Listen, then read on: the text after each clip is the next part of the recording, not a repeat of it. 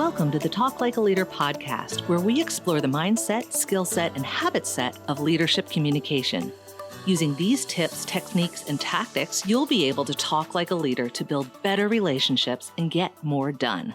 Your host is Guy Harris, who has more than 20 years of combined professional and military experience in consulting, coaching, and training in areas like team and interaction dynamics, communication strategies and tactics, as well as emotional intelligence.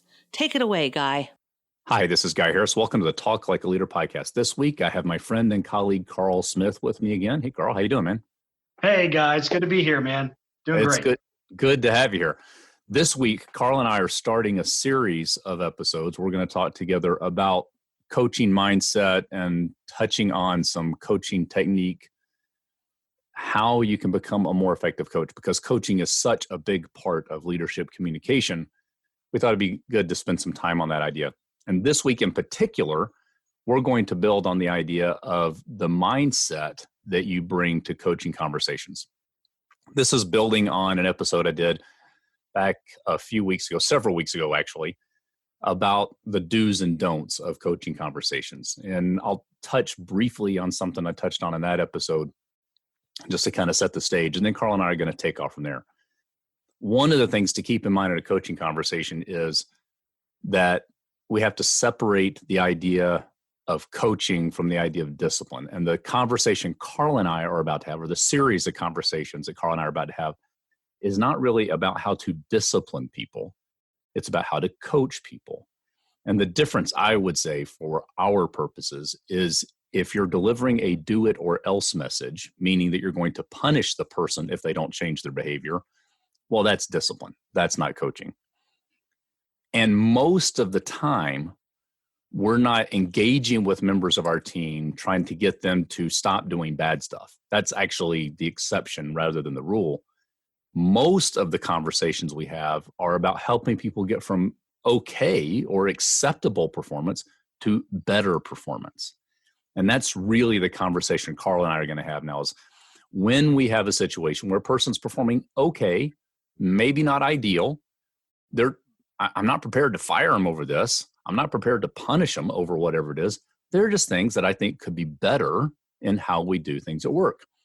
And that's the kind of conversation we want to have. And then the second piece of that is that I want to remember that in this effort, we're trying to influence people to willingly make some changes in their life rather than get the feeling that I'm trying to make them do things. Because if I do anything that makes the person feel like I'm trying to make them do it, then whether I meant for it to be discipline or not, it felt like discipline to them. So Carl, with that kind of setup, what are some thoughts that come to your mind to kind of frame up what we're going to do together over this next couple of episodes? Well, I appreciate the invitation and you just saying, okay, how can you be effective as a coach and effective communication? And I know I sound like a broken record of what we've shared in the past. A lot of it's mindset. A lot of it is having the right attitude, the right frame of mind. It's really about how do I partner with the person to help them be more successful. And I think the key around all of this and all these different podcasts that we'll be doing is just continuously reminding us as coaches and working with people, it's how do I support them? How do I help? How do I become that much more influential so they decide on ways to be better? So with that framing, that our goal is to influence people rather than coerce or push or make people do things. We're trying to support people through a change, encourage people to change. Another way to say it is maybe invite people to change. Oh, that's good. Different ways to say basically the same idea. What are some of the mindsets that you find helpful? Or maybe even if you can think of a time where you've either experienced it on the receiving end, or maybe you messed up on the delivery end, where the mindset got out of whack and led to a less than ideal outcome. So either way, is there something that comes to mind like, hey, here's a really good example of the right mindset, or hey, here's a really good example of where it got messed up? Yeah, I think I could share. I can share one that actually happened pretty recently, and it was a gentleman that I was coaching this week, Mm-hmm. and began to share. We were touching on some very sensitive issues, and I asked him. I said, "So, what would you like to happen in the situation? What's the overall outcome or goal that you're reaching?" And here's the subtle piece: it's about him. It's how do I help him Mm-hmm. navigate this very important issue that will affect performance.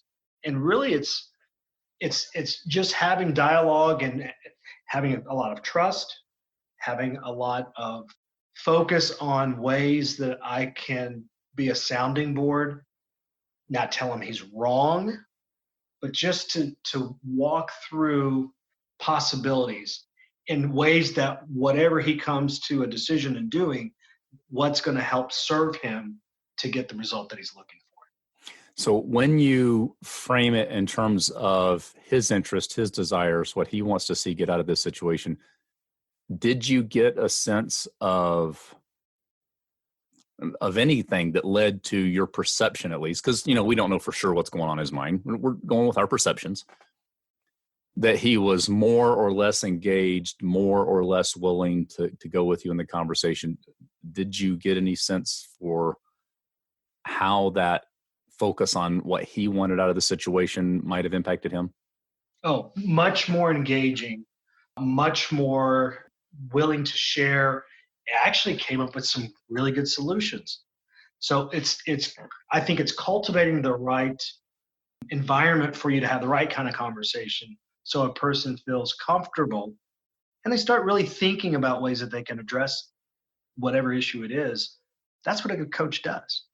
Sounds like to me that in that situation, if I heard this right, he came up with the solutions, not you. Yep. I think there's a general principle here that if they come up with a solution, they're more likely to buy it than if you give it to them. Right. I mean, I got to be honest. If I come up with my own solutions, I like them. If you tell me what to do, I don't like it. I think it's a human nature thing. Right. And there's a piece of it that I heard that I think kind of is buried in there that may be something we, in terms of the mindset piece, we have to be really conscious of when we're in a coaching conversation. As you're having that conversation with a person as an outside observer, did you already, before he came up with the solutions, by the way, did you already kind of know what he needed to do because you're outside the situation? Yes. And yes. Did you have to fight a little bit to not like just tell him what needs to be done and to give him the space to process it on his own? I did have to fight not giving him the answer just because it's like, it feels like it's obvious. It feels like yet, if he does not discover that on his own, he won't apply it. He won't take action. He won't change the situation. He won't take true ownership. And that's the ultimate goal that we're wanting as a coach. And I think an important thing to reiterate here is that something we said right at the start is that this is about coaching, not discipline. And we're dealing with the situation where we're trying to, as you said, trying to help the person take ownership of the thing rather than feel like they had to do a thing.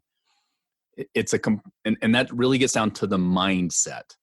Yes. And I think this is a generally true idea. That pressure you felt to hold back and not tell him the thing that was obvious to you, that's the tension or the mindset piece that probably we need to focus on the most heavily.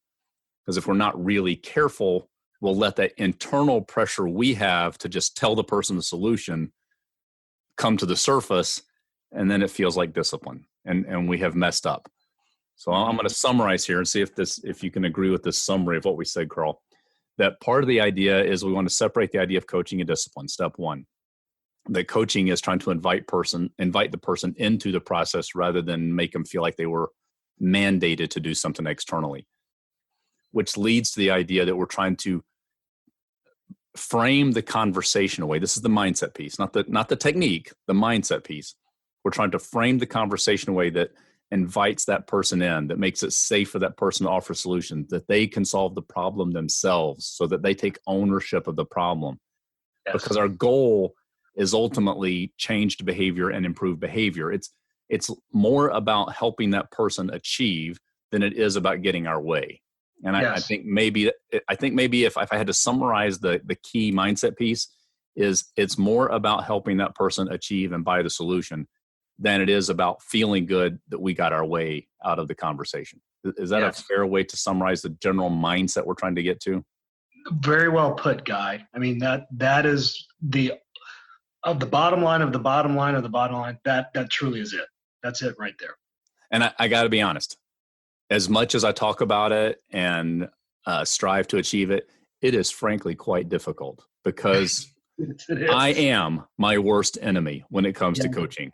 It is the mindset of trying to get me out of the way is really, really hard to embrace. So even though we're talking about it, I don't want to make it sound like that I always do this in each and every situation and I've mastered it and I never mess up.